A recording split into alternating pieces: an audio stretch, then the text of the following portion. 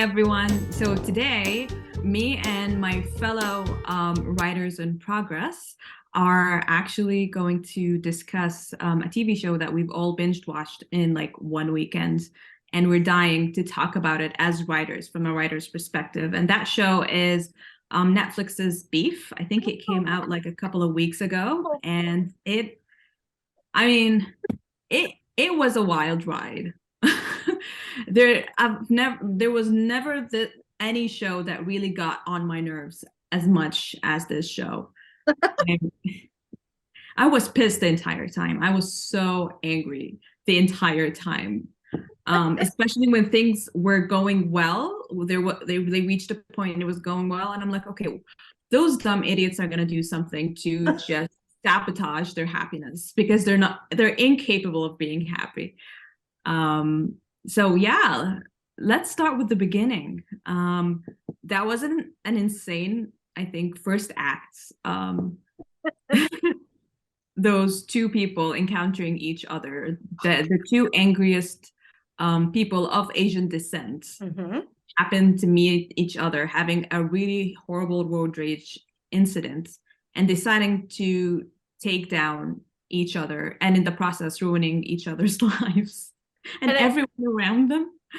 And I want to jump in on that before we go any further, because you mentioned that they were of Asian descent. And I read, I don't know where it was, Variety or something.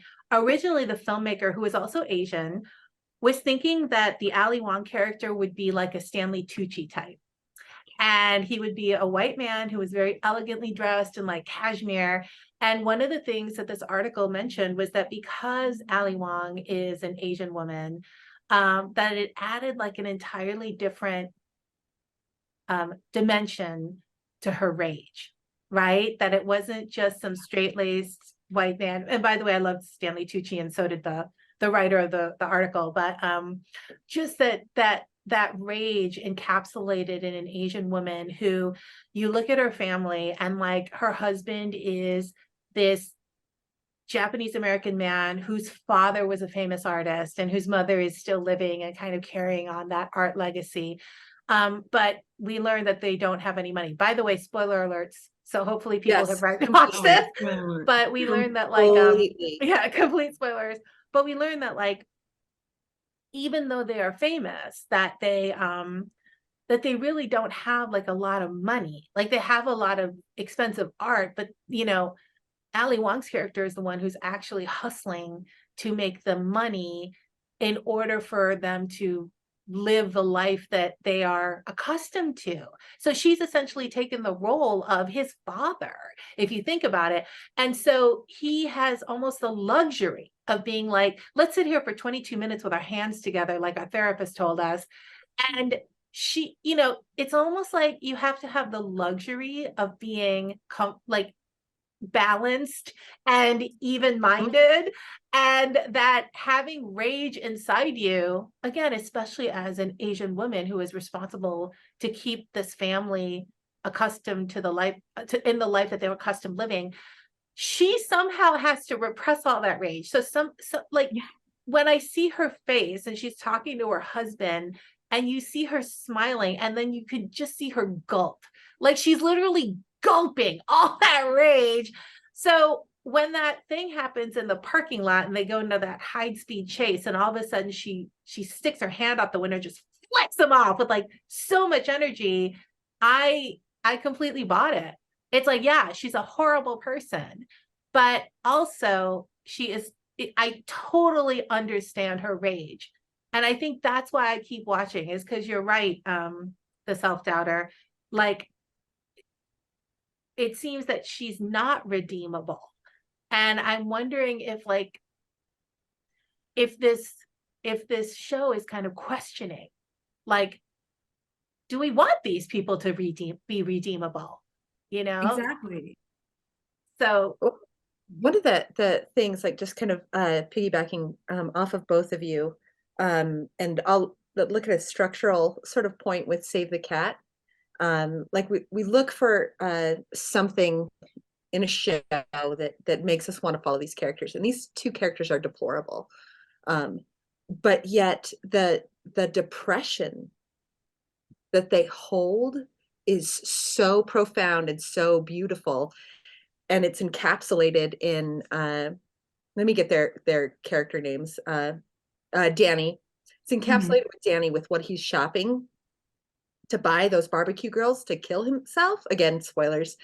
And when you realize like why he was at the store and everything that happens in that moment, and then you see her at the end of that first episode before he knocks on the door with the gun, and you see that he was about to kill himself, and she is like playing Russian roulette with a gun. We don't know if it's loaded or not, but she's just clicking that thing, and you're like, oh my God, these two are soulmates.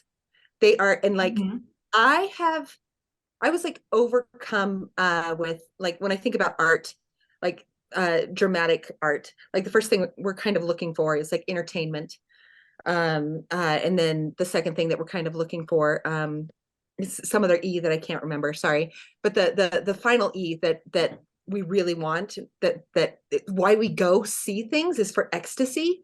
And that moment when she clicked that on her chin, I it like, and I could just see that these two were like fated to kill each other and be together. It was just, oh, I was just like, it was so good. And there's that other parallel that you just mentioned, procrastinator, that Danny, you know, he too is the one that is kind of responsible, right? Like he's responsible for the money. He's also responsible in some ways for losing the hotels, and so his parents have to go back to Korea. But he has like all of this burden, and part of it is self-inflicted, right? He creates his own chaos. And yet his brother is the one who's like, why can't you be chill? You know, I'm into Bitcoin. Like his brother can afford the luxury of not giving a shit because, you know, Danny is the one who is trying to pay the bills, right? Trying to keep it together. And he will do one kind of side note is, and you know, I'm being very stereotypical right now, but it's also interesting that he's a child of Korean immigrants, because like stereotypically speaking, Koreans, because they're newer immigrants than the Japanese or the Chinese, they tend to be a little more you know, like they got side hustles going on. Some could even call them a little shady, right? So a lot of Korean immigrants are not, you know, children of famous artists like Ali Wong's husband, right? Like it's going to take a couple generations before we can become like famous DJs and famous artists. And I say this as a Korean American of first generation. So like even the casting within the Asian community, I thought was done so beautifully well. And there's this one line that I just thought was so funny. I think it was in that first episode where Ali Wong, I forget her name in the show, but she's Amy? trying to, what's her name? Amy? Amy, where Amy is trying to convince her husband, you know, we got to do something about this guy.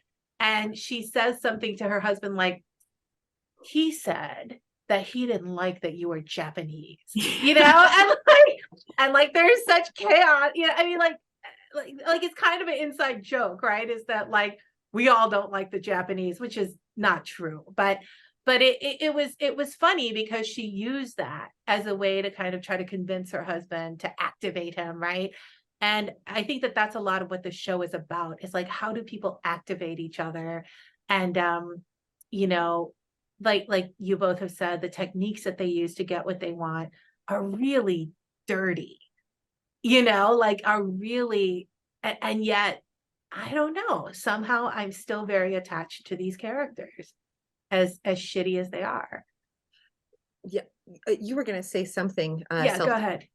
Yeah, I mean, there was a point where I felt like I do not feel bad for that character. And I think the writers and the show creators wanted us to reach that point. But when it was revealed that Steve Yeun's character, Danny, actually, you know, threw away his brother's applications, college applications.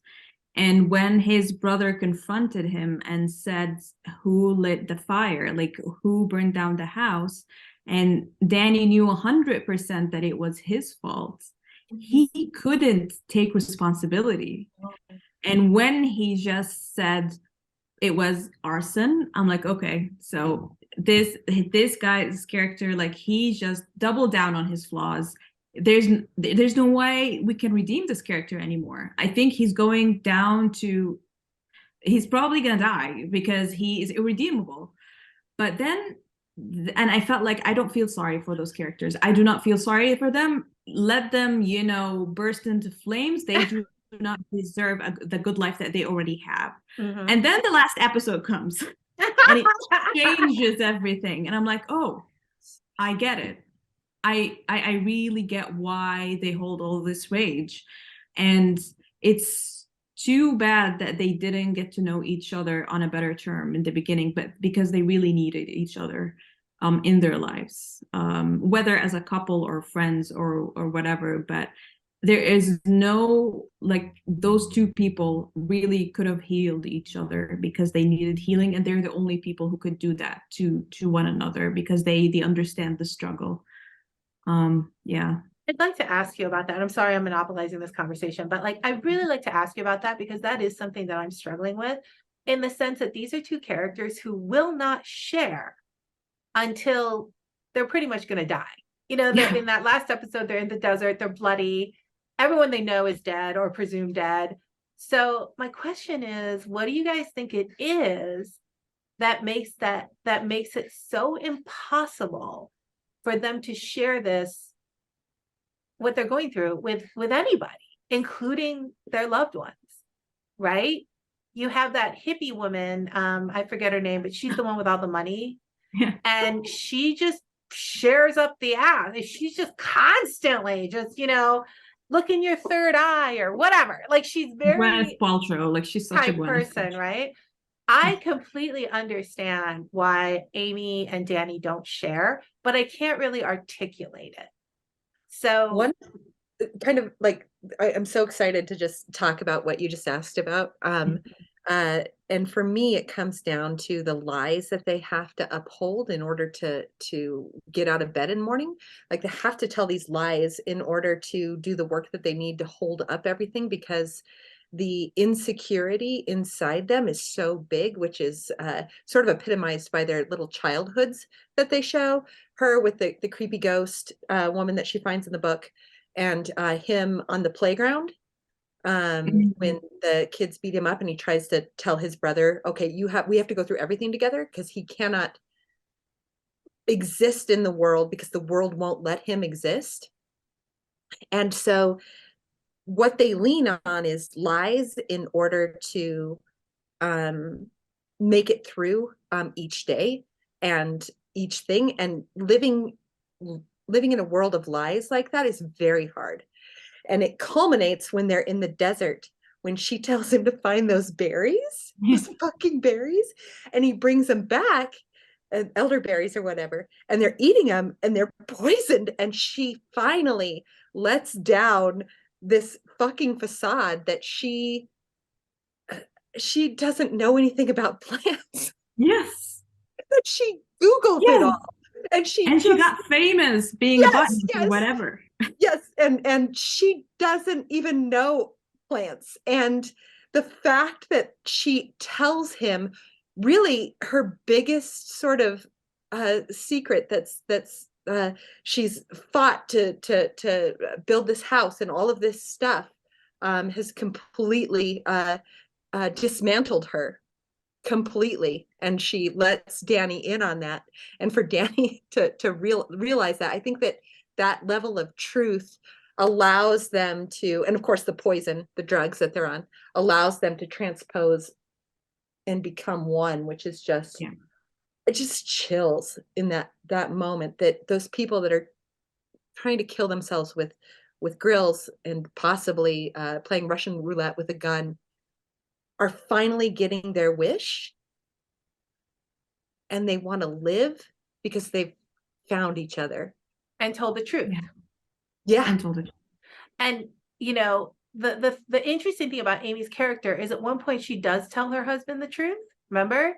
Yes. And he pretty much is like, okay, fuck you, I'm taking everything, I'm taking the kid, I'm not answering the phone. So her worst nightmares actually do come true.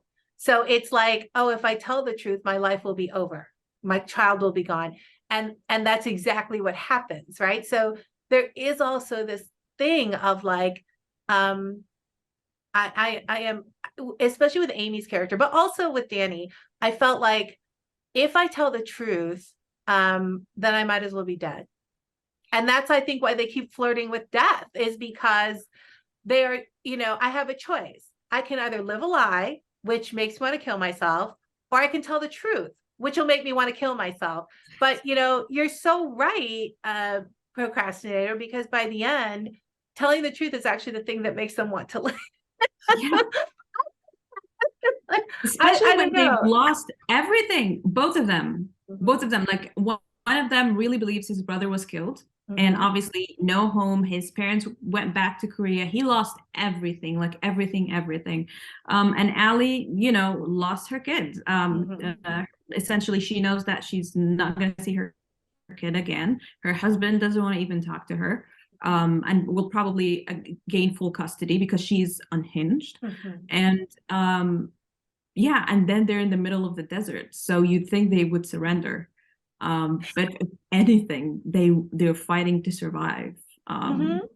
And in a way, they did in the end. Can And then we go ahead? I'm sorry, procrastinator. I'm just like thinking about like with them like switching bodies, and they don't know if it's Danny talking, and they don't know if it's Mhm. Amy talking, and they're experiencing each other through the mistake of Amy's identification of a plant. That when they come crawling out of that almost underworld, because there's no cell phone service, Mhm. and all of those dings hit when they get there, and then they lose their service again, and they come in through that tunnel. Mhm. So, and in that moment, she's like, whatever money, like all of that stuff is gone. Like, oh, I've got so much money, I can help you. No, I don't want money. I don't want like, let's just figure this out and live and get through this. And then like the worst thing happens. Like they've been through that perception shift. They've been through that reversal where they are good people now. Like they were bad people and now they're good people. Like they're doing the right thing. And the good person, uh, the husband whose George. character's name was, what George. was the I think it was George? Yeah. George. Yeah. George comes in with that gun. Yes. Like what happened there? Yes. Like that's what obviously like we all experienced it, but like what do you think of that with George? Like what made George pick up the gun? Right. And what made him try to look for his wife? Because Yeah, he wasn't, I mean, he needs after, her. yeah, I mean, after what happened that night, he completely cut her out of his life. And that really was a big question mark for me too, because subsequent to that, then I think Danny is still alive, but in the hospital. Is that what happens? Yes. So like, what is that ending? I'm really interested in hearing your thoughts as well. I mean, did it really happen? I don't know. Like, I'm so interested in hearing what you think. Interesting. So you were saying that they're still in the desert and they're hallucinating?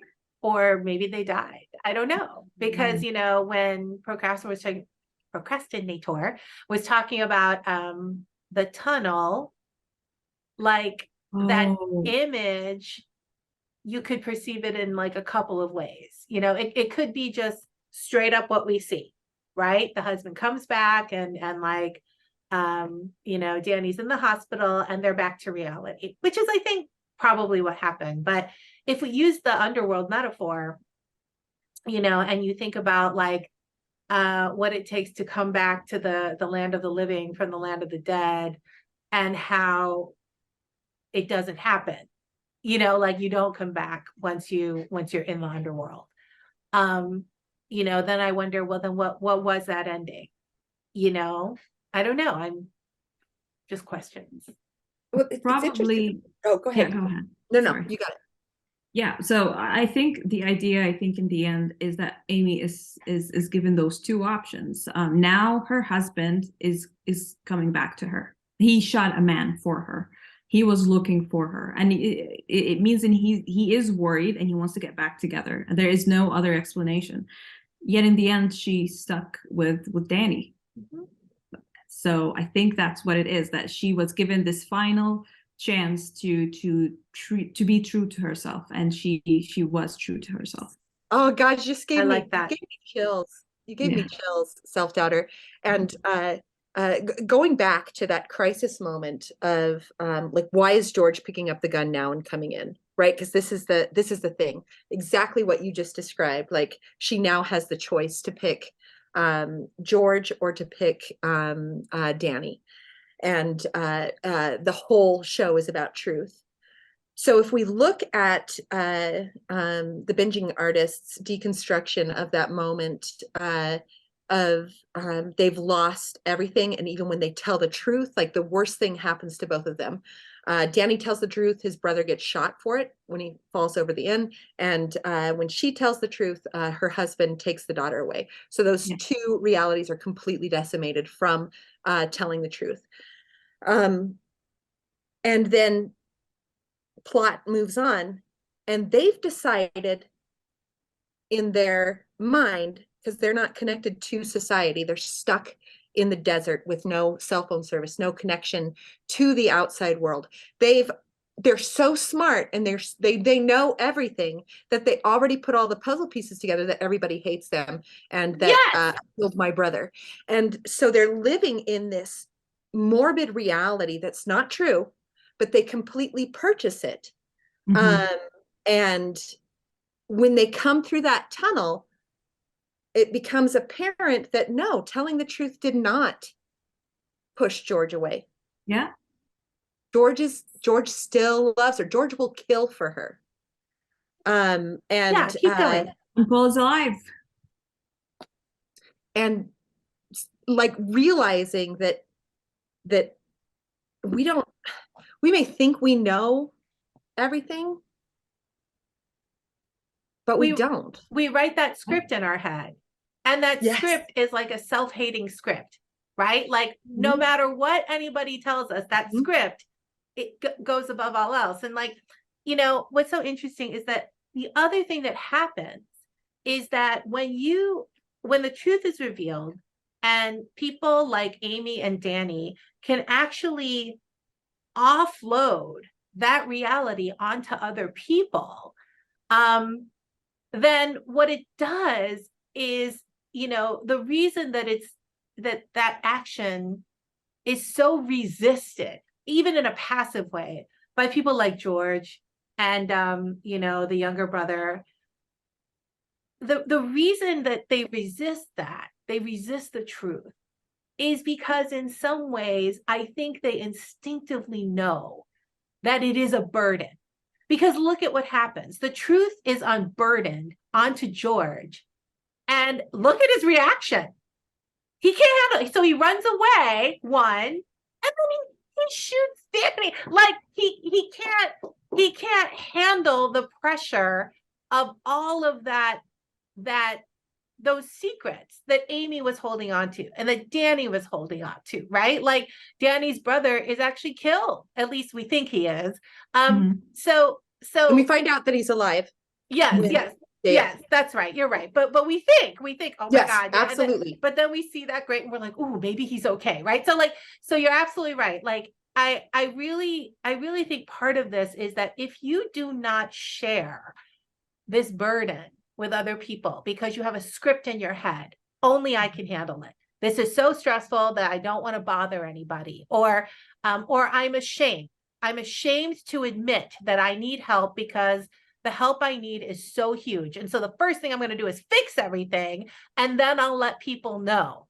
Right. And again, I think that this is universally true of many people, but I think it is a choice that the filmmaker, as well as all the principals, are all Asian, because it's this level of like, it's not stoicism so much as like, I don't want to bother anybody because my problems are not, you know, I don't want to bother anybody with my problems, especially as an immigrant or a child of immigrants in America. So the fact that like every single character, but especially the two main characters, take on this role of trying to protect people from their burdens. And then once they offload those burdens, the reaction is so bad, right? It's so wrong that it kind of is like a self-fulfilling prophecy. and yet things still kind of worked out, right? So it's almost like, even in the worst case scenario, perhaps unburdening some of this may be something that we have to learn how to do. We have to learn how to ask for help. We have to humble ourselves and say that things aren't okay. We're not perfect. I'm doing dirty, terrible things to get what I want, and I'm in over my head. Like, just, I don't know. I don't know. But that ending, I think it was trying to show us that, right? Mhm. When she crawls on top of him, Mhm. like it's, and who is it that says it in, I think she says it in, uh, one of you will remember who says it. I think it's, maybe it's George. I Okay. think it is George, with the whole, like, it was kind of like, it was like we were soul like things that were supposed to get together. I Mhm. think that Yes. he's talking about the employee that he was Yes. with. And Yes. that's the context for this world that, and I think is that Plato that talks about like the half of people that go through life and then eventually connect. I don't know. It's one of Yeah, those that Greek sounds dudes. right. But that's that philosophy that he's sort of talking about in that moment. And she's like, what? Like, you know what I Yeah. mean? Yeah. But it sets up the context for that final image, because she gets what George was saying, Mhm. because they didn't have sex, just like George did not have sex with the employee, Right. but there was a kismet um connection between the two of them that transcends this earth. Yeah. Yep. I It's have so good. Yeah, and I can't have even. to say, that I always talk about this, so I got to bring it up on a completely different level. I love seeing some Asian men naked and having sex and getting a lot of action and being super sexy. And those scenes with Paul, the brother, and Amy, Yes. where they are just getting down and dirty, and she's saying things like, "I want you to spit on it," like. I watch all of Ali Wong's stand-up specials, and she's always making jokes like that, and they're so great, because I think it's interesting that Stephen Yeun, I remember when he was on that zombie show, and Mhm. what was it? Walking Dead. And Yeah. he actually winds up with a woman, like they have a relationship, and they kiss on screen and things like that. And I remember thinking, oh, finally, like we get to see like a handsome Asian man actually as a love interest for a beautiful woman, and they actually show affection on screen instead of off screen. And I feel like this show kind of takes it to the next level, where you have this Paul character who is just gorgeous, and he's tall, he's got this great body, and he never wears a shirt. The man is always walking around like shirtless. And so it's inviting us to be like, oh, damn, he's hot. And then you also have George, the husband, who is also incredibly sexy, even though he's kind of clueless. Like, you still think, oh, wow, that is one hot man. And in the middle of this love triangle is, like, Amy, just kind of this angry woman who is just getting all of it. And then you even have George, who's having an affair with Mia. Like, it seems that, And the pastor.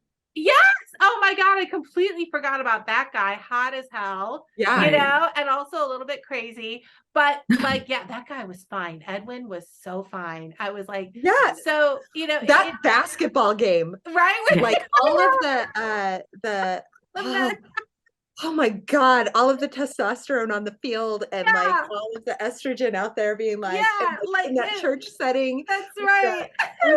the cousin, like, oh, It was and like the volleyball scene in Top Gun, only all Asian men, right? yeah, And it so, was I gorgeous. really appreciated that. I remember feeling that way watching Squid Game, and there were so many Mm. good-looking Korean men on that show. But because this is a very American show, in Korea, I'm sure they show hot Korean men all the time, right?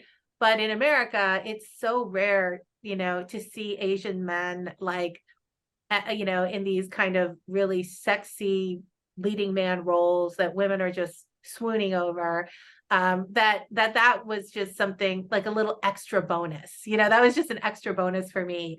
I did have a question too about this character of the woman boss, Ali Wong's boss. I think her name was let me look it up, Jordan.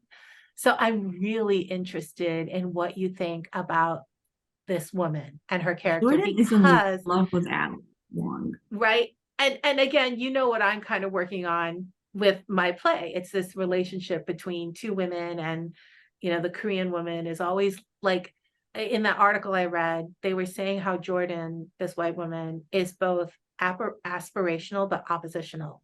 Like on the one hand, Amy is completely attracted to her and aspires to be her. She's even gonna, you know, take her job essentially, right? Mm-hmm. But at the same time, she's kind of repelled by her. And I just found that so fascinating. I'd love to hear like what you all think of that.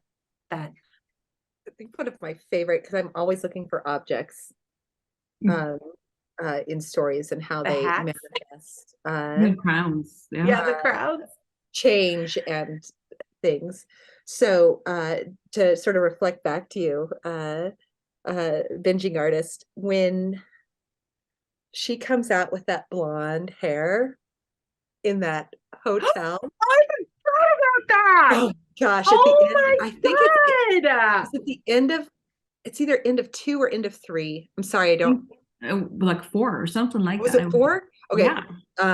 So at the end of 4, that episode, and she does that figure thing with the blonde, they're pulling them into the like, and like she's this blonde woman like emulating the boss, like you were saying. And of course, for me, the object in that moment, of course, is the hair. And she was like, "You can do it all." I'm like, "Liar! You can't have it all. You're lying." Because that's what Jordan would say. He's Yeah. like, right. Oh, so good. Oh, I completely forgot about that. And then at the end of that, episode, it's Amy wearing the blonde wig, and it's She dyed her hair. Yeah, I'm sorry, Mhm. with her blonde hair. Yeah. And she's the one who narcs out Danny and his, you know, I think it cousin. And Mhm. so they're sitting there literally on the ground with cops pointing guns at them. And then she walks out with that blonde hair and Yeah. is like, gotcha. Yes. Right? Because that is the role she wants to take on. Yes. The Karen. Yes. And of course, she has Jordan blonde hair. She has blonde hair through that whole thing. Mhm. But yeah. Oh my God. I didn't even think about that. Yeah, I didn't even think about the way that connects her to Jordan, her hair. I love that. Yeah. Well, and the fact, I mean, there were so many things, you know, the self-doubter, you were talking about the was it the hats or the crowns? crown? Yeah. And so, you know, in very obvious ways, like they were mentioning how it represents like colonialism, right? Essentially stealing. I mean, I thought that was great. But like there was something, you know, now that you mention it, the procrastinator, about the hair and the crowns. Like I'm wondering how that connects to the kinds of things that we're talking about, because obviously they're disguises, but beyond that, I think it's directly related to this whole notion of like the aspiration of Jordan. Like, you know, what is it? Whether it could be like a crown for a princess, like what the hell is it that Amy is chasing? Because, you know, by a certain episode, Amy has everything. She's done the deal with the devil. She's got all the money, right? And they're at the first scene we see is they're at their like summer home somewhere. And finally the kid is happy. They got a pool, they got everything. And in that same episode, we see that as far as money is concerned, Danny also has everything. He bought his house for his mom or his parents, but they still are like aspiring to something. And I'm trying to get a handle on what that is, because one of the things that I'm thinking of is that someone like Jordan, like Amy will never be Jordan, period. But there's something in her that still aspires to that. And I don't know what that is, because it's not money. They have money. So what is it? I think talking about the connection between the crowns and the blonde hair is worth it. Like, do you see anything Yeah. there, self-doubter? Yeah, I think again, the blonde hair is just a metaphor of the personification of the woman that Amy wants to become, and she is very hesitant to become that person. She That's doesn't right. even want, like, she's very hesitant about selling the company because she still Yes. has to work.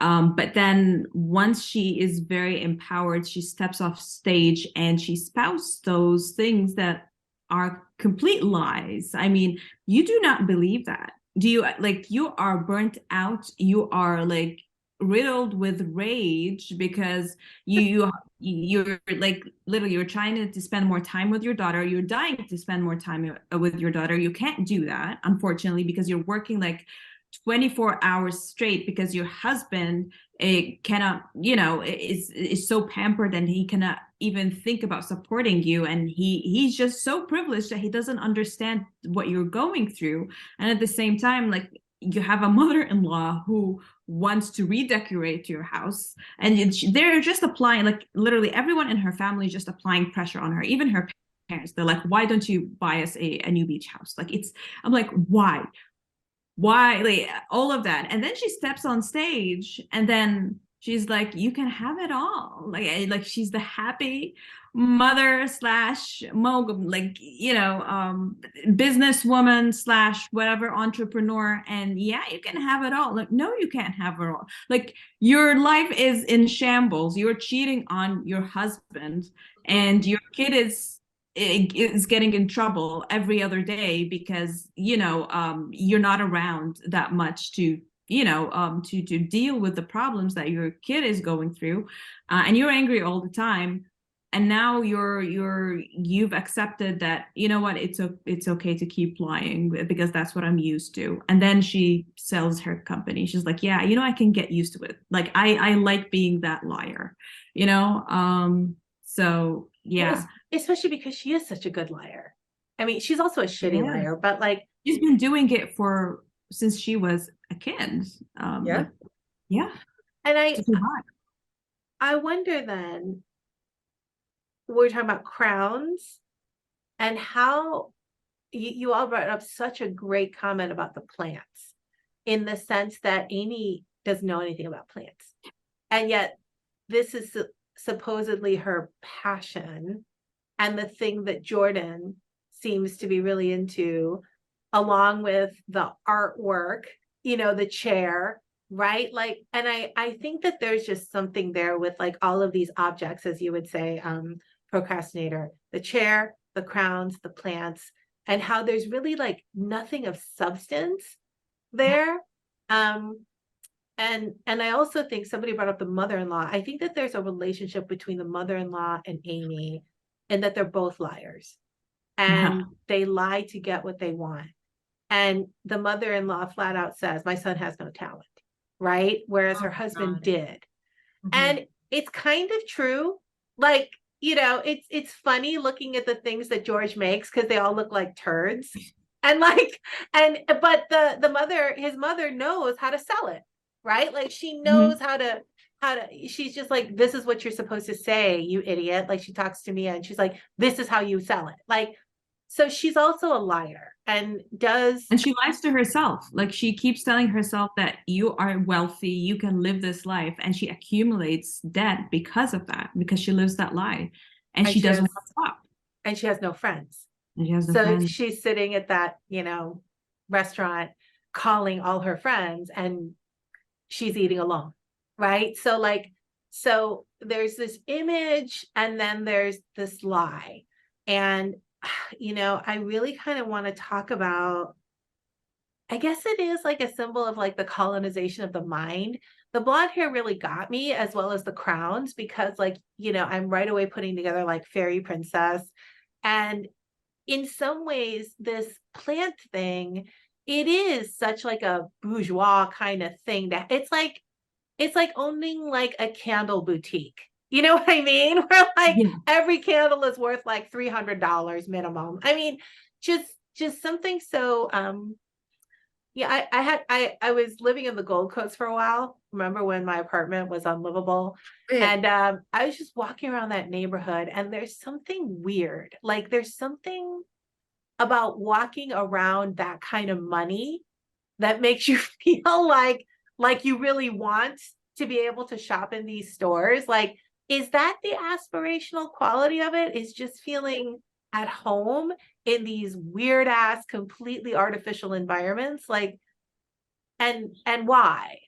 Like, even with Daniel or Danny, they have enough to get by. Okay. They're not as rich as Amy, but like they have enough to get by. So I guess like one of the questions I have is that the money is so outrageous. And yet, like you said, self-doubter, there really is no money. Like everybody is showing so much money, but there really is no money. There, one of the best scenes was when the cousin has like a bunch of rice cookers and they're just stuffed with cash. Do you Yeah. remember that? Yeah. And I'm like, so you have money stuffed in rice cookers. He has someone else's money stuffed Mhm. in rice cookers, So which like, is why the whole thing falls apart, because even he lied. yes, Because he said, this is my money, I need you to take care of it. But he was actually holding it for the Filipinos. yes, They were going to Oh, come for right. him. And yes. that's why when the end, I mean, you folks know all this. I'm just excited about Please. how the lies, like Danny thought that he was basically kind of giving his parents right back, like he didn't Yes. feel so bad stealing from his cousin who was selling drugs out of the place, because he justified it, but he didn't realize that even his cousin was lying. And now that they're all in big trouble, and that's what precipitates that horrible death of Jordan, which is strangely funny. I hate to say that. I'm sorry, I'm so gross, but Yep. that door like slamming on her, and the blood with her brother's ex-wife, like who's now her lover, but she's now breaking up with her. Looking down as like the blood is like spraying, was just like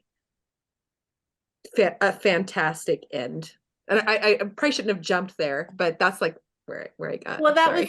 that was the next question, is that like, if she represents the American dream, let's say, okay, on screen manifestation, Yeah. then I do want to talk about that death, because hers was arguably the most gory death that we saw, not only on this show, but that I've seen in my entire life. And the fact that Yes. it was so freaking violent and yet so funny, because it's the repetition that makes it funny. It'd be one thing if the first time it just cut her in half, right? But the fact that it keeps like, it's like an elevator door.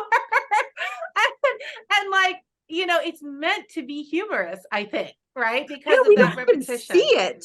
Yeah, We exactly. just hear it. And But so that was why I'm so glad you brought it up, because that was kind of what I was leading to, or I was thinking about, is that she represents something that is so aspirational, and yet she meets arguably like the worst end out of all of them. And like what do you think that is?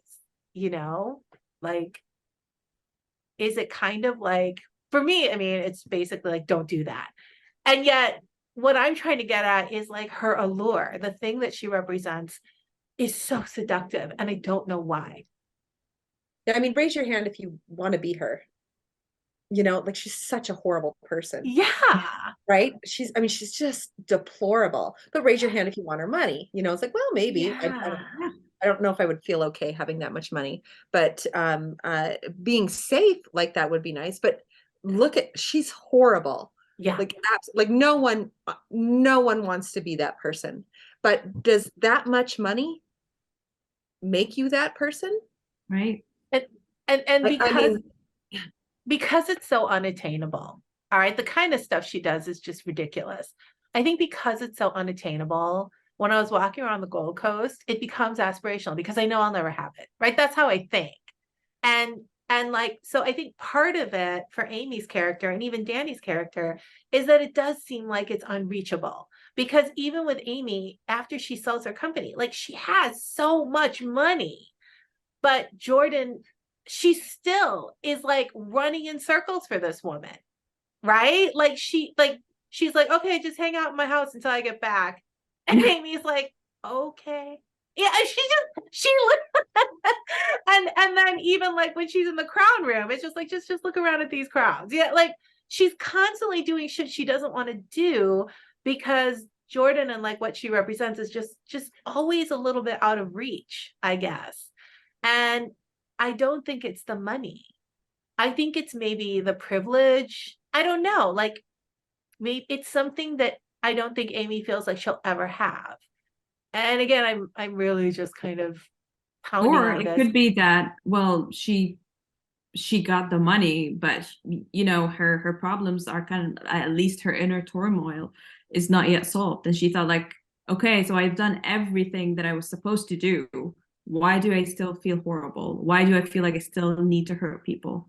You know, and she hurts, like she does horrible stuff even when she gets the money. And I'm like, okay, so this person is deemed not to be happy until she figures out what the hell is really wrong with her and tries to fix it. And her therapist, honestly, I mean, I felt like the therapist is stupid, like a ridiculous woman who can't help her, but she's lying to the therapist. Like she That's keeps why. lying to the therapist. So how can the That's therapist why. help her if she keeps lying? So that's why the therapist really can't help her. Correct. Really, she like it's in the end that she becomes true to herself, and I feel like she wasn't even that true when she opens up to her husband and he asks for the divorce, because there's still something missing, something not clicking yet, about herself, and she figures that out in the very, very, very end when she's lost everything and she thinks that she lost everything, that she feels what the hell, let all the walls, you know, come down. So yeah, I feel like both of them reached that pinnacle. They've reached that, you know, the what they achieved, what they really wanted to achieve, that aspirational thinking, but it will never ever, you know, cover that hole or really fill that hole in them. So I think that's why she was a little bit mad and very careless about Jordan, like you know, until and I think she realized what really is important when her daughter gets kidnapped and she feels, you know, you can come here, you can take all the crowns, you can violate this space that used to be, you know, my aspiration. Yeah. I think the daughter too, you know, what you said about the daughter is really interesting, especially in light of the thing that Amy won't admit to her therapist is what happened to her when she was a kid. And Yeah. that's what the therapist is for. And even when the therapist wants to talk about it, she's like, well, I came here to talk about this instead, you know, like, so that's really interesting. I'm sorry, I cut you off, procrastinator. What were you Oh, going no, to no, say? no. Please. Uh, uh, Looking at the death of Jordan, and the way that you described that self-doubter, that she's like come into this space, like this, no, my daughter means more to me than this, like you can come get that.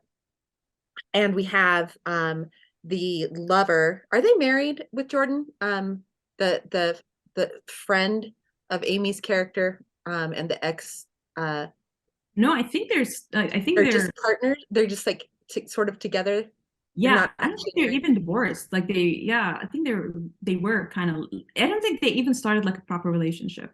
Yeah, Yeah. I feel like there was one. I remember a line where oh, this They, is. Are you part? Are you? Oh, did my brother send you because I'm hanging out because I'm with your right. ex-wife? Like I think it's So that line. Naomi and Jordan's brother were married, and Were, then yeah. they got a divorce, and Naomi and Jordan are now together. I don't know if they're married, Yeah. but they're definitely together. They're like a unit. Yeah. And yes, I don't know if they're Which married. is so sad because Naomi is like so pathetic. But anyway, continue. Yeah. Okay, so we got Naomi, and we'll look at that pipe as we look at this. Like my favorite, like what I love about dramatic action as an art is that something is true one moment, shifts and changes. Like that's all we do. We say this is reality. No, this is reality. This is reality. Like it just shifts. And when we first meet Naomi, she is this very well put together suburban mom that gives really great wisdom to Amy on how to get closer to her partner, or like the person that she's very close with, in order to get this deal done. And we're like, oh, she's got a good friend. And then we watch Naomi like lose power throughout this. And the one that is the saddest is when she has that award and nobody cares about it. And she zips herself up in that bag. Louis Vuitton, as if it's a, oh my God, yes. Like a body bag. Yes, body bag. But I totally got it. You know? I totally understood. Like I just got it. And of course we're tracking like miserable death, suicide images because of the first episode. And when she does that, there's just this huge darkness inside of her, and she overcomes it, goes to the neighbor, and the neighbor like gives her the light of saying, oh my gosh, that's such a good award. Like congratulations, that's a really big deal. Yeah, and that like gives her the, and then she's like, do you want something to drink? Yes, that makes her like rise from the ashes and like go after Amy. That validation. And, yes, and like let's take out that award for a moment, and the death moment that she has, and just like think about that character just going after Amy, and it doesn't work. Like we have to see the nemesis, even though we don't hate Naomi, but obviously she's an obstacle for. We don't hate Naomi, but she's an obstacle for Amy.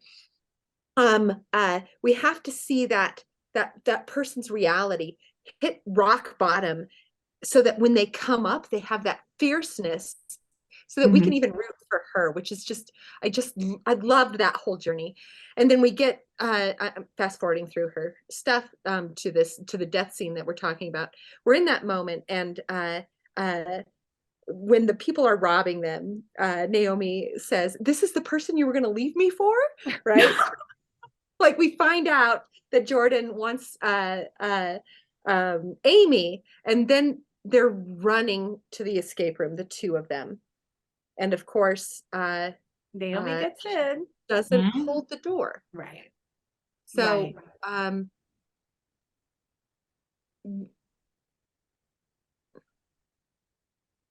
what's going on there? Yeah. And, the question is like, why would she? Right? Because what is Jordan worth to her now? Yeah. And like that really is a big question, is just, she has been chasing Jordan arguably since before she got married, right? You might, if we were to do a character analysis on her, I'm banking on that she got married to Jordan's brother to get close to Jordan. Like she, and it's not love. It's more like, it's the same thing as getting that award and being published in that magazine, right? It's like this means to an end. And so, here is somebody who is always thinking about the future, never living in the present, because what does she do during her present? She puts clothes on, models them in front of a mirror, and then zips herself up in a body bag. Like, it's like, that's her present. And so I feel like, again, we're going back to Jordan, right? Like, what does she represent to someone like Naomi who can never attain her? All those moments where she feels so slighted because literally Amy is just talking business with her boss. That's it. That's it. But somehow the way that Naomi, what's so great is you can kind of see how she is absorbing that. Like, she can't get outside of her head and think these two are performing business. Instead, she's like, I am breaking my back to please this woman, and they're ignoring me, right? I'm breaking my back to please Amy. I'm breaking my back to please Jordan, and they are ignoring me. How much money can I have? And I loved it when she said something like, you know, I'm very busy. Like she doesn't have like a 9-to-5 job. So she constantly has to tell people how Jordan fucking always calls me to figure out what to do with deals and stuff. And the fucked up thing is, it's like, this is a woman who can't live in the present. And so like, she has to create drama where there is none. She has to create conflict where there is none. Hence, you want to know why homeowners go so fucking crazy and have cameras everywhere is because they're literally sitting there doing nothing all day. And it's like, I have to, you know, it's the same thing as like being at a job with people who just sit around the water cooler and bitch. It's like, you know, I don't like being here from 9 to 5, but I don't know what else to do. So I'm going to go ahead and create all this drama where there is none. But in my mind, that actually makes her a very relatable character. You know, like you were talking about self-doubt, or how everyone in this thing is like such a horrible person. She's somebody I completely relate to. Like when you don't have a purpose, you will create chaos out of nothing. And so when she allows Jordan to just get killed, it's because this is a woman who has shown us time and time again that the number one person that she only cares about and thinks about is herself. And everything she sees, she sees through her perspective only. And Jordan is just of no use to her anymore. At least that's how I saw it. I don't know, self-doubter. How did you see it? Because she pretty much lets the door close on her. Yeah, I think, yeah, I mean, it seems like she was panicking, and it would seem that she was panicking, so she had to shut the door to save herself. I feel part of it is just very vindictive, you know, die, die, die. You hurt me. And I've been like following you like a dog for a very long time, and now I'm kind of on top. But she looks very distraught. Obviously, someone is dying a horrible death in front of her, but I feel she wanted to see Jordan suffer. So I want to propose this because it's something that I have been thinking about in relation to my own work. But I just got done prepping, waiting for Godot for my class. And the conclusion that I came up with as I was writing, because I'm so into this thing, is that what everybody in that play wants, with the exception possibly of Pazzo, is for someone to tell them what to do. And so that's why the slave Lucky is the luckiest one in the play, because he has Pazzo, the slave master, who tells him what to do. And that's why Vladimir asks Estragon, I think that's his name, I want to pretend to be Pazzo and Lucky, and I want to play the part of Lucky. And I think ultimately what they want from Godot is for Godot to come and tell them what to do. Right. So I could be wrong, but Samuel Beckett would never say that I was wrong. Right. He's like, it is what it is. So if I look at Jordan and I think that she is the personification of somebody who tells people what to do, then in some ways her death and the extreme violence of her death is perhaps the filmmaker trying to tell us, you got to stop waiting for people like Jordan to tell you what to do. And the fact that everybody is both aspires to Jordan, but is also repelled by her. So much so that we could just watch her lover could watch her die a grisly death, you know? I do think that there's a statement there. That's if not exactly that, something similar, is you got to stop. At some point, you have to sit down and figure out, what the hell is it that I want to do and why? So my husband comes to save the day, and I, instead of going to my husband, make the choice to go with this man, Danny, and make sure that he's going to be okay. Right? Like, I'm making these choices actively, even though for an entire 10 episodes, I'm just doing what I think I should be doing, or I'm just doing what I'm being told to do. So I'm just throwing that out there because, like I said, we just talked back at that.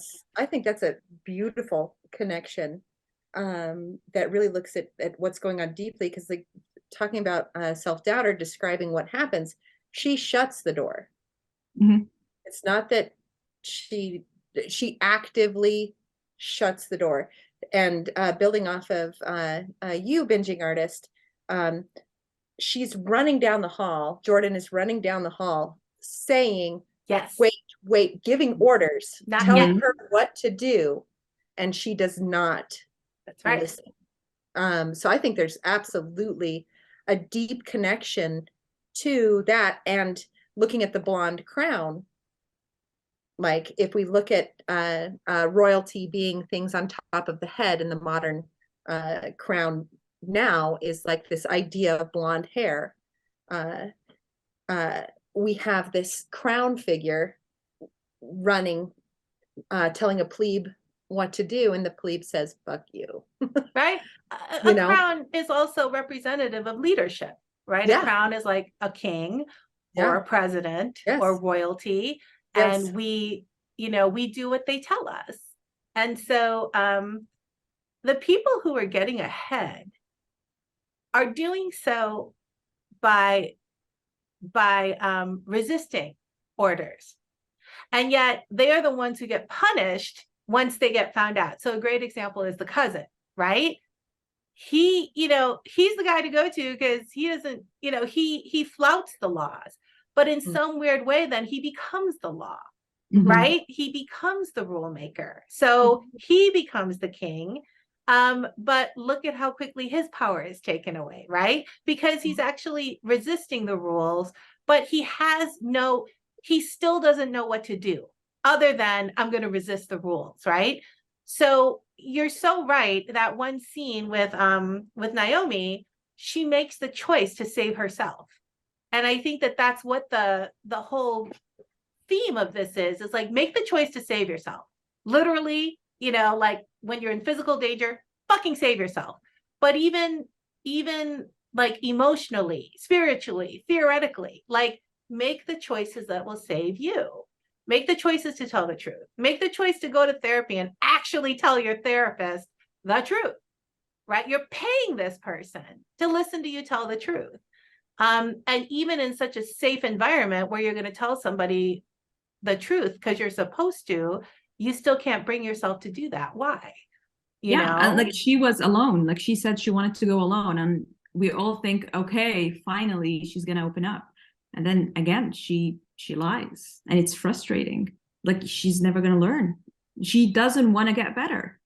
And that affects them even when they're in the desert, right? Because in the desert, and this is kind of what got the connection with Waiting for Godot, because I kind of feel like they're in this weird space that's very similar where, I think the set is literally like, they say like a tree, so it's like, that's it, stage directions, a tree. But the fact that they're in this desert where time is both fast and slow, right? When you're literally sitting there doing nothing, it's the perfect environment where you can actually start making choices, like telling the truth. But it's so funny that it has to be like right before you're about to die. You're right, because they keep saying that. They keep saying, okay, well, we're going to die, so I might as well just get this out now, right? Like nothing can hurt me because we're going to die anyway. And then they wake up the next morning, they're like, why am I not dead? And that totally reminds you of this, Waiting for Godot, which is just like, well, maybe we should hang ourselves, like, oh, but we can't. We got to wait for Godot. And they don't have their cell phones, so they can't call like an ambulance and be like, okay, tell us what to do. Tell us where to go. And so then when they do try to make, to do things, the plant thing is so funny. They make the wrong choice, right? They pick poison berries. She lied. But sorry. No, she keeps lying. Like, what was the point of her lying and pretending at this point where, no one is watching? Like, she's literally with her enemy. She's trying to impress her enemy and tell him, oh, I know about plants. Yes. Like, what is the point, woman? Oh my God, so beautiful. So exactly. So but the interesting thing is, the worst case scenario is she makes a choice, which is I'm going to lie and we're going to eat these damn berries, right? And what could happen? Right? Seriously. And they poison themselves. And then she says to Danny, you know, you should throw up because it'll make you feel better. But the interesting thing is that is the catalyst that then leads to these enlightened moments of truth where they can like tell the truth spiritually. You know, I think procrastinator, you were saying how they change bodies, right? Like that's another way of saying they can be finally empathetic. They can finally see into each other's past because they can be honest. So like you know, one of the big questions for me as I'm working on my play is like, what the hell does Amy represent? She represents someone that tells Mo, this is what you do. And in some ways, listening to people and just doing what they tell you is a much easier way to get through life than actively making choices, because there's a million reasons why you don't want to make choices, especially if you're an immigrant, right? Especially if you are a woman, especially if you are a poor immigrant woman. Like there's so many reasons why you think everything you're going to do is wrong. And here's a person like Jordan who says, I have all the answers. And you just keep following these people. And then before you know it, like your whole entire life is a lie. And you're destroying yourself and you're destroying other people. And all that pent-up rage from constantly hiding who you really are, that's what causes beef. That is why you drive down the street and you do stupid things like flip people off because they cut you off, or, you know, like pull a gun out, you know, like people do really go crazy because of road rage. It's true. But, you know, I guess my biggest question is like, what do you think that Danny and Amy want to do? You know, what do they want to do by the end of the season, or, you know, by the end of the show? Like, yeah, go ahead. I think like something that the creators did that was just absolutely brilliant to hint at that question is when she climbs on him, like she just lays on him, and we think that that's the final image. They let Danny's arm move, and then it's out, and that's what they want to do. That's what's important, is that connection with a human being. That's what I felt. Anyway, that it's not about the Jordans of the world. It's not about the artists. It's not about the money. It's not even about my kid anymore. Like, I mean, she picks Danny over her own child in that moment. And I don't think it's because she thinks she's gonna hurt her daughter. Like the whole time she's running from her daughter because she thinks she's gonna make her daughter a horrible person. She just finally accepts herself. And I think she knows that this will probably make me a better mom. I'm going to figure it out. I'm not like throwing my kid in the trash, but I'm not going to put together a lie anymore, because that's worse for her. Like, this is what's right. And if that means that I'm not with her all the time, fine. You know, like I'm with it. And having that Danny's hand come up and around was just like, so euphoric. It was just like like you said, Tasby, like this series is so frustrating because you just watch them do the wrong choice, and then to see that right choice in the end is just like, oh my God, so very powerful. cathartic. And you know, I'm happy that the show ends there. There's no season 2, or even if there's season 2, they're going to be completely different characters. But yeah, I think the whole idea is they wanted us to be like extremely pissed off until the very end for that really good cathartic moment. And I think I think the moral of the story in general is that, you know, there's always hope for people to get better, even if they seem irredeemable. They are. And we should understand why they're irredeemable, or why we think they're irredeemable. There's always a story behind this like shitty behavior, and we feel sorry for them. Like, it really, all these decisions are really the results of them going through horrible injustices in their lives and witnessing it and having to live with it. They didn't ask for it, especially as children. So it was their coping mechanism. And in the end, even when we feel like they're irredeemable, in the end, they do the right thing and they become honest and they do, yeah, they make the right choice. And to the procrastinator's point, you know, I'm sure the ending could be interpreted so many ways, but the holding of each other, you know, the first by Amy's character and then the response could also be seen as like a way of protecting each other. But, you know, the argument is you can't protect each other or create a community amongst each other without being honest. Yeah. And so that's why they protect each other, is because they know what the stakes are. They know what the truth is. And it's not just this bitch ran me off the road and she's got so much money. You know, it's, I know everything about her and she knows everything about me. And this is why we protect each other. And I think that that might have been what Danny was looking for in Paul, his little brother. He's like, well, now you'll protect me from the bullies, right? Mhm. And perhaps this is what Amy was looking for when she saw that her parents were, you know, her father was, you know, cheating, and she's going to protect herself with money. Like, I just have to protect myself with money because there's no way in hell anyone's going to cheat on me then or destroy my family then. And so, and somebody does cheat on her. And what's so funny is that they have all these like, what is it called? Like distinctions, right? Like hairline distinctions. Like, Yeah. I cheated on you emotionally, but we never physically had sex. As opposed to Amy, which is, I cheated on you physically, but emotionally we didn't. But somehow one is worse than the other, right? And I think what she has with Danny is that they know everything about each other, and that just makes them genuinely care about each other. So maybe like in discovering what it is that you want to do, the first thing has to be that you are honest. And then the second thing is that you create community with those who can be honest with you and who can, and you protect each other. Maybe, you know, again. I think that's a great way of looking at it. Which also makes me think about Isaac. And Isaac not telling the truth about where the money comes from, because he's trying to create this perception of himself that he is the king, but really there's another king beyond him.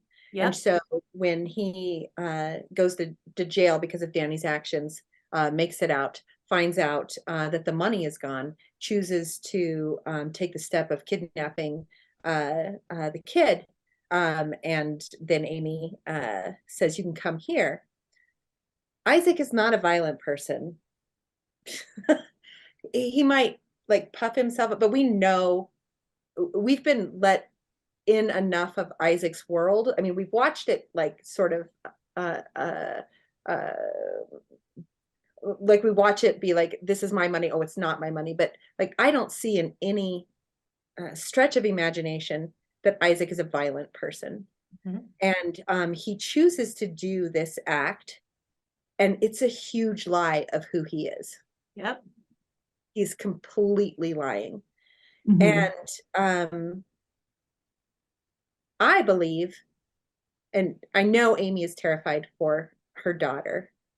So I guess I'll put Amy over here for a second.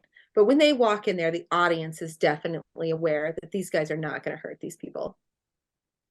Like that, they're just not going to. They're very good, kind people that are struggling through life, and they just need to save themselves. And the one guy that got into Harvard or whatever is a little careless with a gun, but so hilarious. He's like, I got waitlisted at Harvard, which is again such an Asian thing to say. It's like, I might be a criminal now, but I almost got into Harvard. Stupid. I'm sorry. Continue. No, I love it. I love it. Dumb. So like that, but when they walk in there, like we're like, God, just please let everybody get out okay. Can everyone just please just survive this? And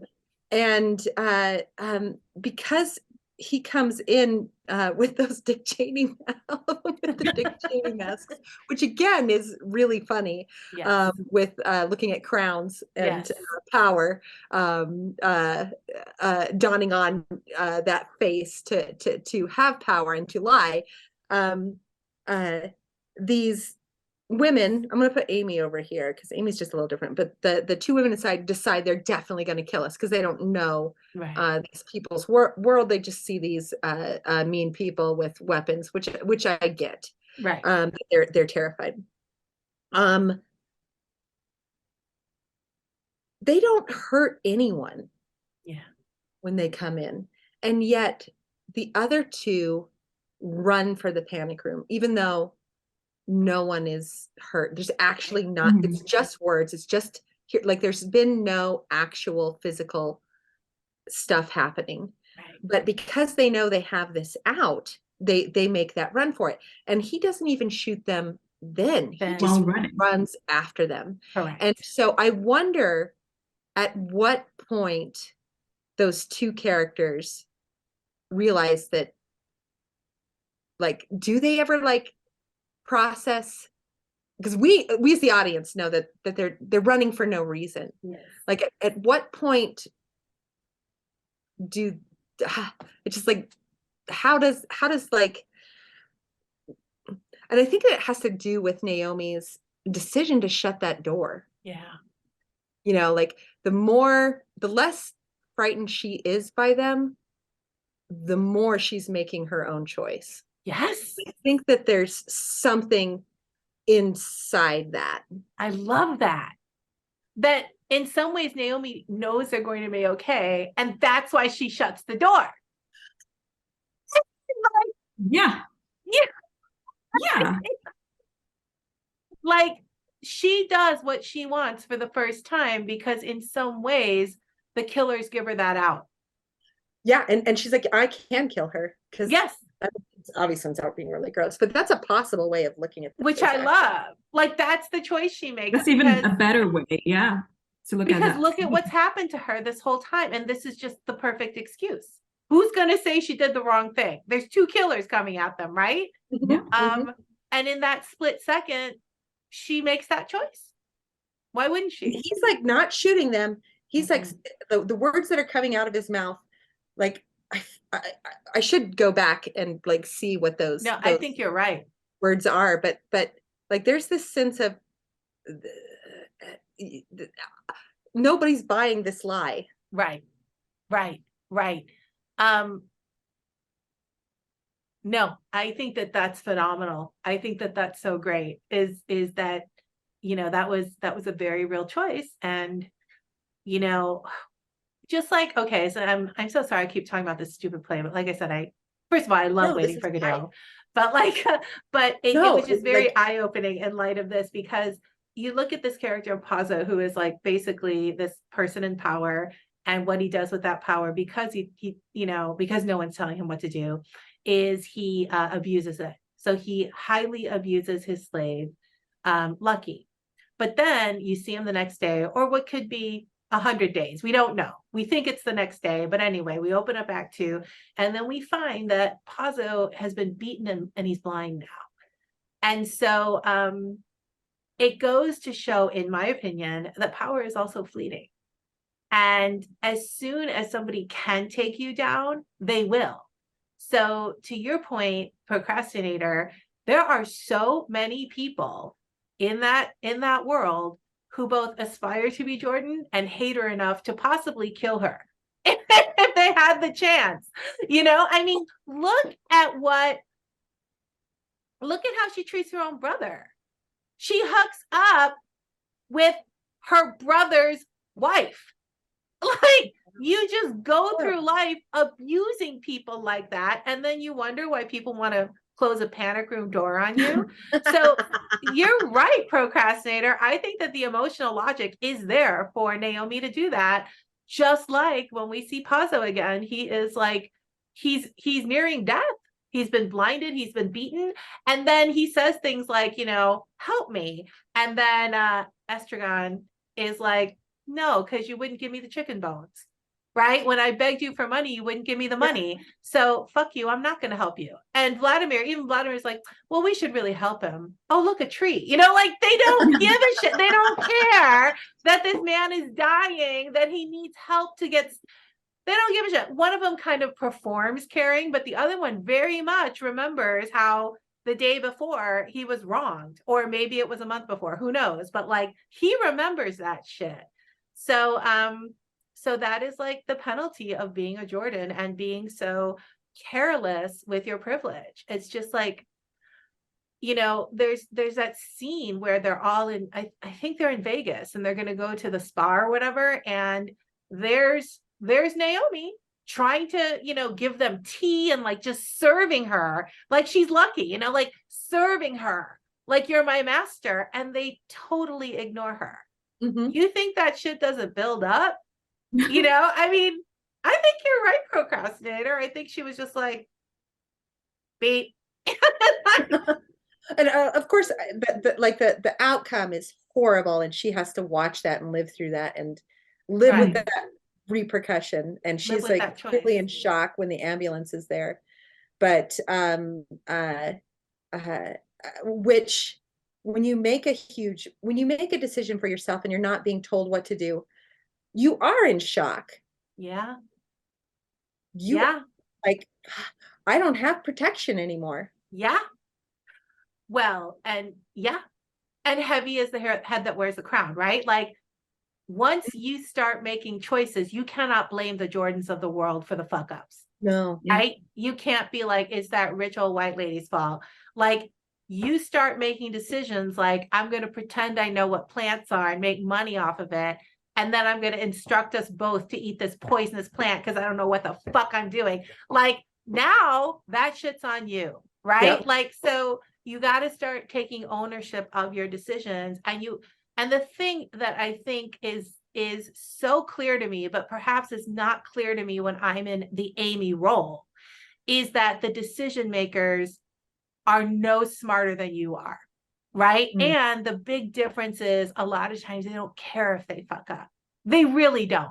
So like the Pazos of the world, they don't care if they screw up. They don't care if they get beat up. They're going to go out and do the exact same thing tomorrow. And the thing with Jordan is like, she doesn't care if she makes the wrong decisions, right? She doesn't give a shit. And she doesn't care if she's got a bunch of crowns that she stole from other countries. Like there is this blindness to the decisions they're making, because in some ways for them to be as powerful as they are, they have had to make decisions that are cruel. And right? And is it blindness or are they lying? Right. Like, is she the ultimate They know. liar? You know what I Yeah. mean? Like, we can say blind because that's a really nice word for what the upper echelons or even privilege comes with it. Like, Yeah. are you going to choose to be blind because it's too hard? Yes. And is it blindness? Because blindness is not a choice. That's right. Or are you choosing to be cruel? To not see. So, yeah. So making Amy stay in her house while she does a tour of panic rooms, which was, by the way, a lovely plant, right? But she's going to go do a tour of, you know, but you stay here, right? Like, what the fuck is that? That is a choice that she makes to essentially imprison this woman in her home as like a power play. Like, well, how bad do you want this? Right? And the way that she treats Naomi, it's exactly the same. So she's making these choices. She's not blind. You're absolutely right. The procrastinator, she knows what she's doing. Enacting that kind of cruelty onto people is just like Pazzo telling Lucky, sit, stand, think, you know, like and then so, Lucky, yeah, go ahead. Yes, please. No, I just like you finish. Go ahead. No, I'm done. Yeah. Sorry. I just and of course this is from teaching theater history, that it's like continually on my brain, is the repetition of repeating history and how we see it again. And in the 1700s, how many people of lower class said no more, and they rose up and overthrew the kings and queens of the world, and we started getting democracies. Not that democracies are perfect or anything, but we were tired of these kings and queens telling us what to do, and we wanted to have our own power and be in control of what we're doing. And I feel like since that has happened, we've actively created kings and queens again. Yes. Yeah. Yes. That we worship, which in this show Beef is exemplified by these crowns. And I love that idea that it is very scary not to know, not to do what someone is telling you. Correct. So much easier to be told.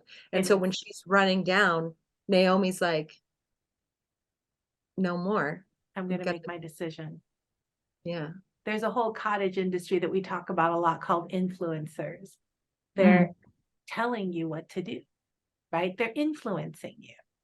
But the only reason we're susceptible is because it is a lot easier to just listen and do what you're told. Because first of all, the number one thing we learn as kids is if you don't do what you're told, you'll be punished. And one of my students actually said something really interesting, which was she went to a public school, and in the last 10 minutes of class, you were not allowed to go to the bathroom. And so I said, what would happen if there was 9 minutes left of class and you just decided to get up and go to the bathroom? What do you think the worst thing that could happen could be? And she said, maybe get detention. And yet the reason we listen is because somehow the stakes are so high that we equate it with like life or death. So if you're like in the military, there's a chain of command for a reason, because the stakes are life or death. So you always have to listen to the commander in chief, right? But aside from that, like, you're just going to the bathroom. You're 10 years old. Like, why do we attach such life or death stakes into doing what we're told? So much so that by the time we're adults, we lose the power to just make decisions. Go to the bathroom. Yes. How many times are you sitting at your desk and you're like, I should really get a glass of water, or I should really go to the bathroom, and you don't? And or I should really make myself a sandwich, and you don't. It's just like, it's gotten to the point for me that I have to actively tell myself to do things. Otherwise, I just won't do them, because being a passive listener is so ingrained in me that if no one's telling me what to do, then I don't do anything. You know. and again, without getting too much into the racial issues, I think this is especially true of first generation Asians. I think it is. I don't think you have to worry about getting into the racial things. Tell us, Sue. Right? I mean, and I think it's especially true of immigrants, you know, from any country. You come into America, which is, you know, this dream you've had. And if you lived in other countries, you see why, you know why, right? Even if you live in very wealthy countries, you know, the propaganda to live in America is just nonstop. It's nonstop. So you want to be like the Friends. I mean, like, it's crazy that the Friends is 100 years old and young people all over the world still watch that shit. All right. So the US becomes aspirational. So you move here, and right away you start seeing that there are all kinds of rules. And if you don't follow these rules, then it is a fate worse than death.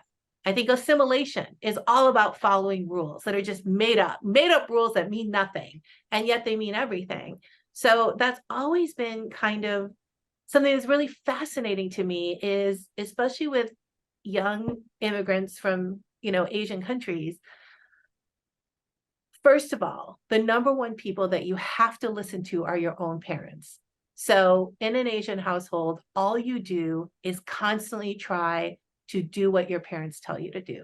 And there's a cultural reason, you know, there's this thing called filial piety, but there's also the fact that you're not living in Korea, you're living here. So it becomes even more important that you listen to your parents from your parents' point of view. And then once you get outside your parents, if you're trying to assimilate, let's say, into an all-white American culture, then it becomes really important to listen to what white people are telling you to do. And that's the Jordans of the world. So if you're not listening to your parents, you're listening to Jordan. And here's Amy, who's a woman in her 30s or 40s, who has a thriving business that Jordan wants, who is still asking Jordan, tell me what to do. Tell me what to do. And I think what happens with a lot of Asian people, first, second generation, especially, is as they get older and, you know, they've been so much sacrificed from the parents. You saw that with Danny's parents, right? So much sacrifice that you just get used to doing what you're told. And at some point you're able to actually tell yourself what to do. And then what does he do? He rents a bunch of barbecue grills and wants to kill himself. What, you know, like you said, Amy is constantly playing Russian roulette with her husband's gun. And the fucked up thing is, I think he knows it because he doesn't give her the combination. Remember, he changes the combination. He knows she's fucking around with that gun and it scares him, right?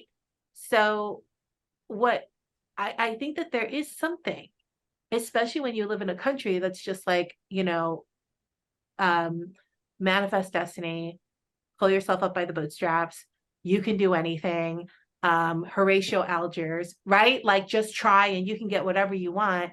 If you are so risk averse that you're constantly just doing what other people tell you, then those are the people that can take risks on your back, right? Like that's the Jordans of the world. She can take risks because of the work that Amy has done, not her.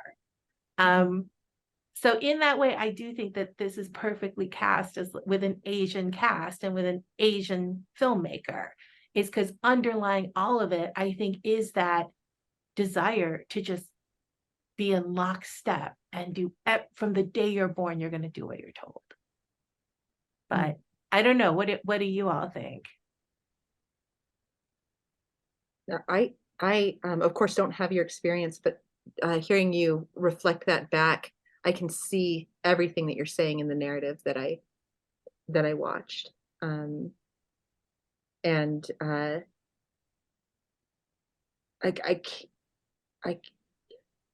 can empathize with an immigrant story and having to be first generation and absolutely hold on to something that your parents know about that you don't quite know about. So that need to listen is very heightened because the stakes of what you can lose if you don't are huge, especially to your parents. And how that need, when you go outside of the house, that's how your brain is worked to function. And so I can absolutely see how the pressure is different from someone whose stakes are not that high. Or who feels that they can take risks. Yeah. That seems to be what this show is about, and what Waiting for Godot is about too, right? It's like, do you ever take risks? And Waiting for Godot, they never leave because they're waiting. You know, they're waiting for someone to come tell them what to do. It's like, you know, so they could leave at any time and yet they don't. And that is kind of the stasis that I really relate to in this show, which is you can all do anything. And the interesting thing is that because Paul is younger, he is thinking about other things they can do, right? Not everything has to go back to buying the land that the motel was on that our parent, like, you know, like Danny is so hell-bent on pleasing his parents that he has made up a script in his head of what his parents want him to do. And that's not at all what they want. In fact, they keep saying, how is Paul? In other words, listen to Paul, right? Listen to your little brother. And his little brother is like, we could do this, we could do this, we could do this. And he's like, no. And he's so stuck on this idea that he instead listens to his felon cousin who got them in this problem in the first place. Yes. So again, he's repeating that day over and over and over, just like in the play. They just repeat that day over and over and over. And before you know it, 10 years have gone by, 100 years have gone by. So every day is interminable, and yet time is going by so fast. And that happens in this show, right? Like all of a sudden it's 6 months later or whatever, and now they have everything they wanted. And they still are in that same cycle because they're not taking the risk of trying to figure out what it is they should do and doing it. And even if they massively fuck up, they're still doing it. I would even argue that when they get stuck in the desert, yeah, it's reactive, right? Because they're trying to run away from all the chaos. So it is reactive. But I think that that's the first time that they actively do what it is they think they should do. And the number one thing, of course, in a life or death situation is let's stay alive. Mhm. right?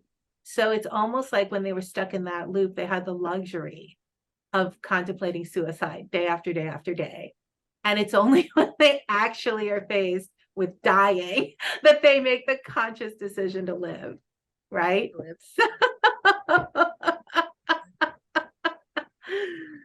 I don't know, self-doubter. Do you have anything that we haven't No, addressed? I'm just reflecting on everything you just said, and it really struck me what you said, how Danny's just going, with the rules and by the rules. And he would tell his brother, look for a good Korean girl, from church. Don't go after Mia or whatever that person.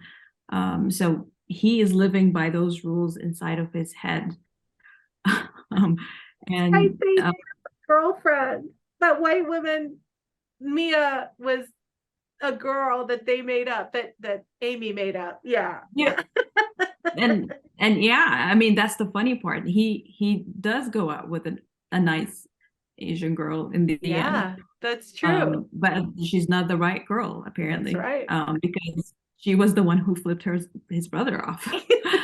And he's the one who instigated, when you think about it, he's the one who instigated the whole debacle, because he felt the need to tell his brother, I know that you're seeing Amy, the person who hurt me. Oh, And then the brother goes and talks to the husband, and we think that Amy retaliates and burns down the house down. So it really instigates this chain reaction of this whole mess, and the kidnapping of the kid and the death of Jordan, all of this because he wanted to spite his brother. It's like you weren't following the rules. and you're so right. What really fucked it up was even when Danny knows the truth about the fire and how it actually happened, he can't tell his brother. It's And like, that no, is it's her fault. Yeah, and that is what fucked everything up. I will say this movie, the show has like so many great plants and payoffs and so many great reversals that I didn't see. And yet I was able to pretty much follow most of it. Mhm. I will say this though, when Danny is talking to his parents on the phone about how he put in the USB port for the rice cooker, first thing I thought of is that's just going to set on fire. So I don't know, maybe you guys didn't, but I'm like, why would he be talking to his parents about wiring the rice cooker? And that plant for me, as soon as the house was on fire, I was like, that was the rice cooker.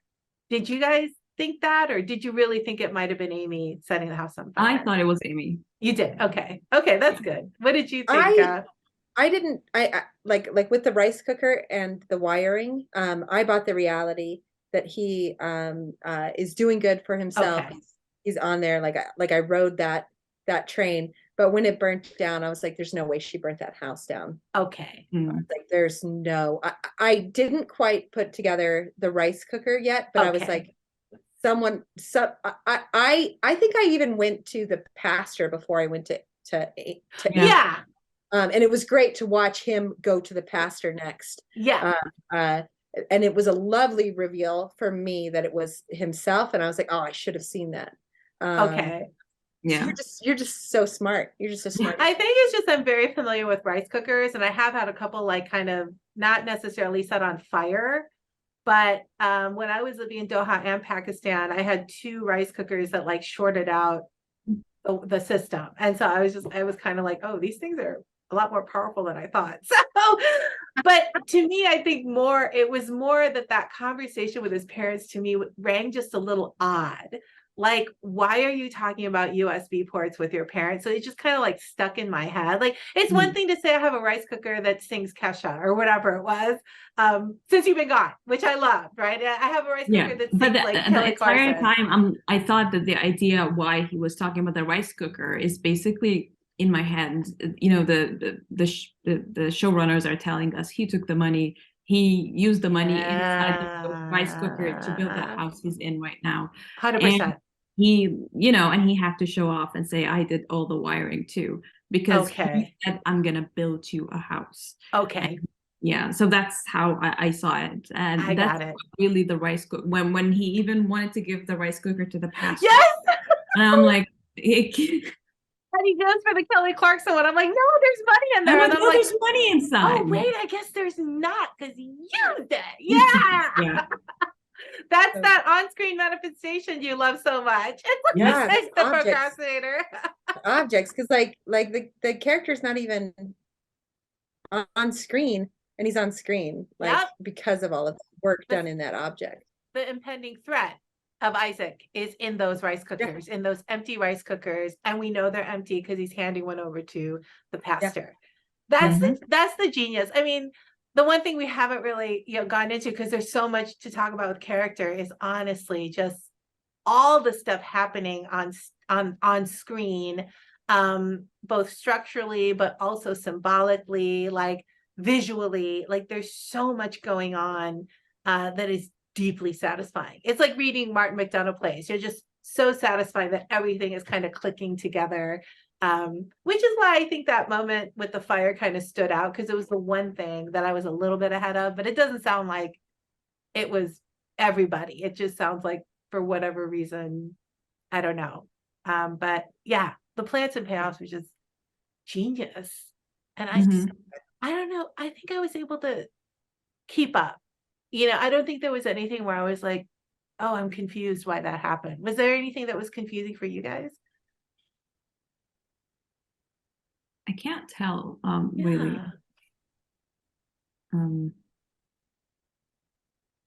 Yeah, I feel like even when they were making the wrong decisions, I wasn't really that confused, because I'm like, okay, I get why they're doing it, because that's their biggest flaw. That's how they're wired. That's how they think they can survive, is by making a bad decision after a bad decision. And really they're dragging everyone in their lives, and people dying and getting kidnapped, and falling down the stairs, all of horrible things. I mean, honestly, like what broke me was when Danny's parents, they're like, why did we think that we could have hope? God. That broke me.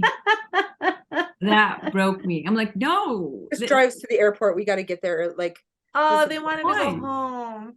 Yeah.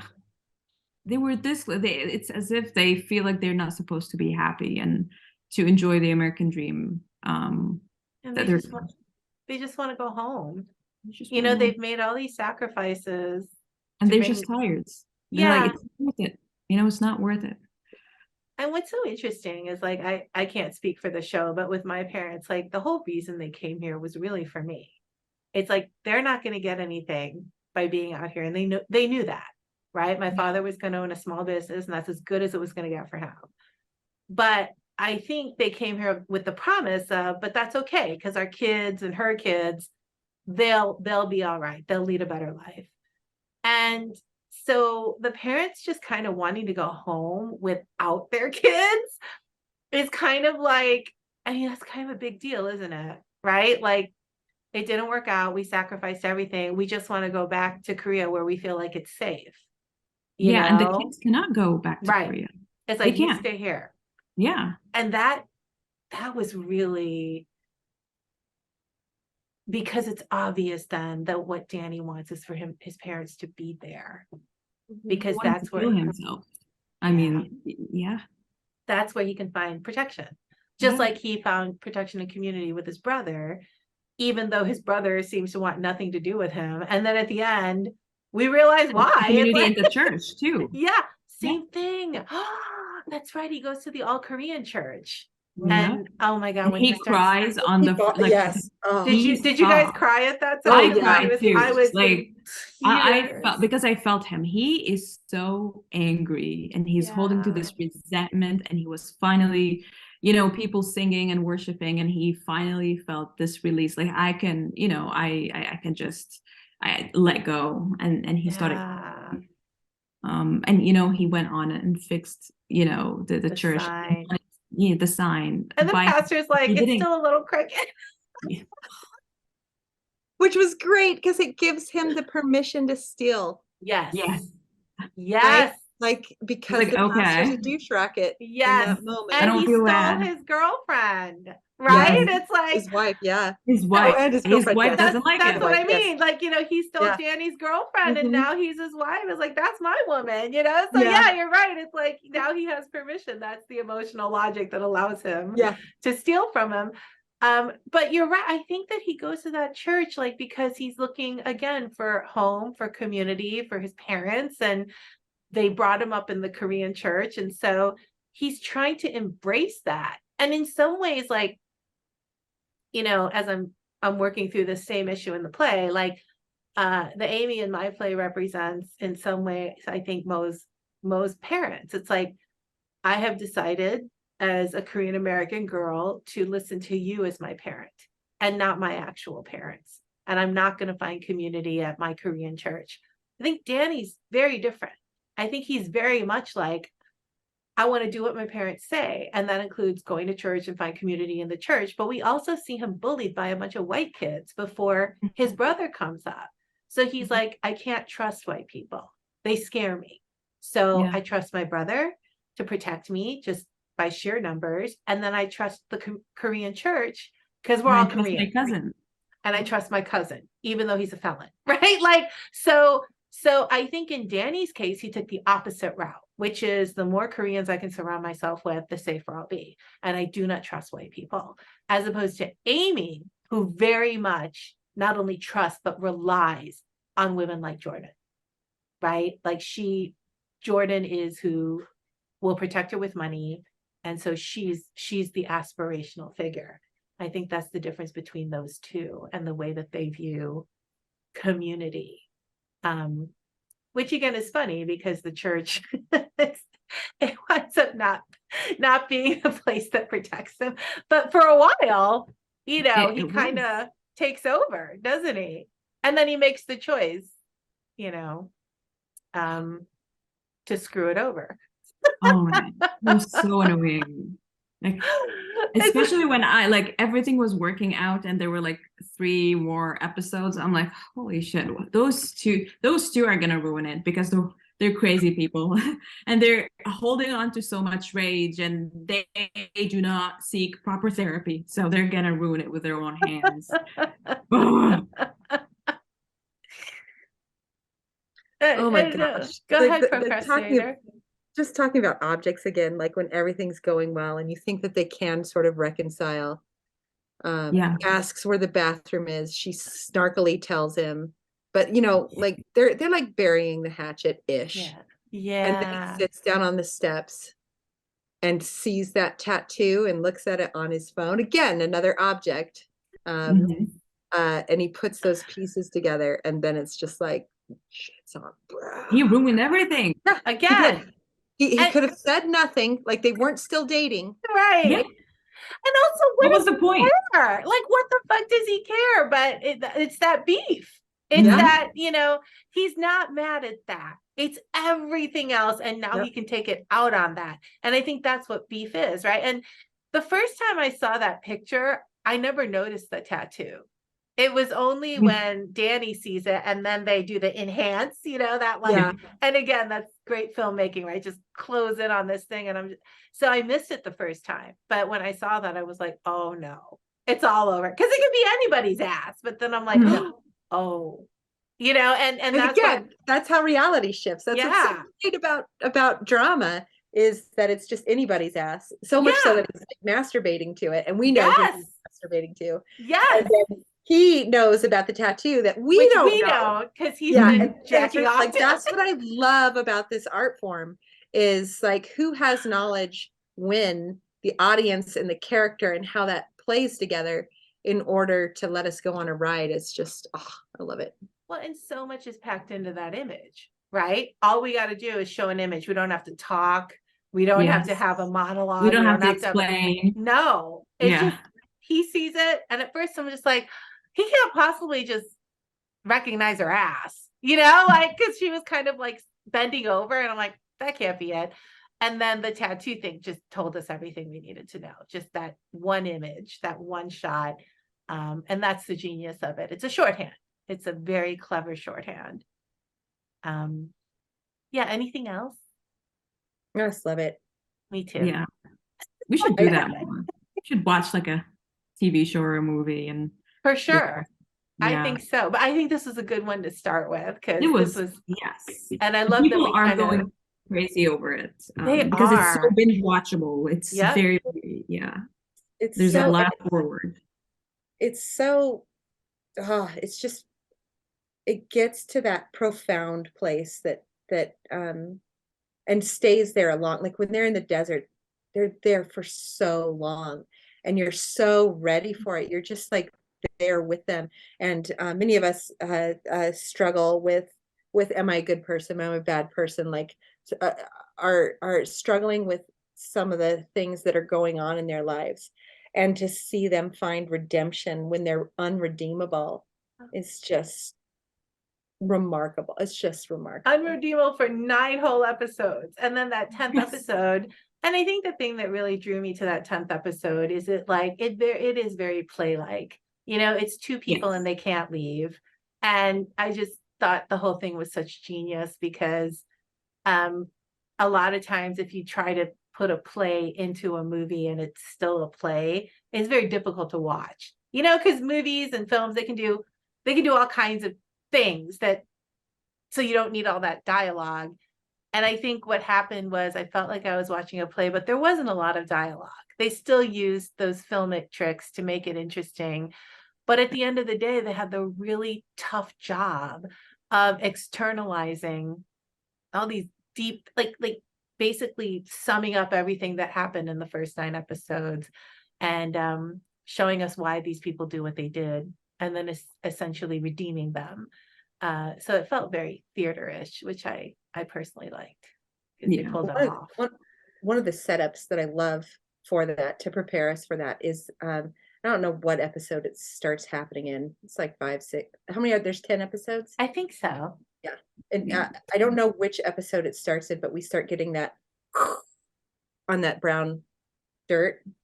Oh, That was And it after, like, when everything was going well. yeah. We And were, yeah, it was, I think, the ashes. We're getting this, that the entire time I'm like, oh my God, they killed someone and buried them. Like that's, I don't know why. My head went there. I'm like, why are they focusing on the ashes, like, the ground or the dirt? So it, and like if we pull that out and like throw that over there, and that last scene doesn't work. yeah, We're not ready for that. So like putting that back in the whole time, Tosby, I'm with you. It's a grave. yeah, Like, yeah. no, death is coming. And so when we get there, we completely purchase death. So Yes. when they come out of it in the tunnel, it's a rebirth and then a death and then a rebirth. It's And then a okay. rebirth. I do have one question, since we're talking about images, and that is, what did you think of the paintings that they show at the beginning of each episode, and how they may or may not relate to each episode? Like, I'm not an art person, but I found the images like so arresting. yes. They were Like, not normal images. They were no, striking, very striking. and a little bit like, I don't know what Disturbing. the word is, creepy. It reminds me of, was it Francis Bacon who did all those paintings that were really disturbing, of like animal carcasses, and or maybe Damien Hirst even, but like, I don't know, what did you think of those paintings? I mean, the first painting was with, I think there were cattle in there, so Okay. beef made sense. Yeah, That's how. yeah. Yeah, it's just I got that. But then again, it's the art is featured heavily in the show, so I Yeah. feel they also wanted to pay homage to, and I believe the artists are mostly people of color. I have a feeling that's what it is. I see. That's how I thought about it, since they are featuring art and talking about art the entire time. So yeah, it made sense to me, those opening titles, or yeah. Yeah, they creep me out. I don't know. What did you think, procrastinator? I didn't think about them when when we talked about it last Friday. I'd only seen 2 episodes, and Got with my it. ADHD, like I do not pay attention to like open, like The I'm like, intro. "Eh," I'm like, no, let's get to the story. Yeah, You yeah, know? me too, And me too. so and so you mentioned the painting, and I was like, oh, I gotta like no skip through this. Like Yeah. I have to look at these paintings because I didn't even know they existed. And Uh-huh. so uh knowing that Danny and Amy are completely disturbed inside and hoping to like wandering towards death Yeah, at every step that we see. They just make horrible, horrible choices. And looking at the pictures that are basically pretty everyday stuff, yeah, Yeah. the people are all messed up inside. yeah.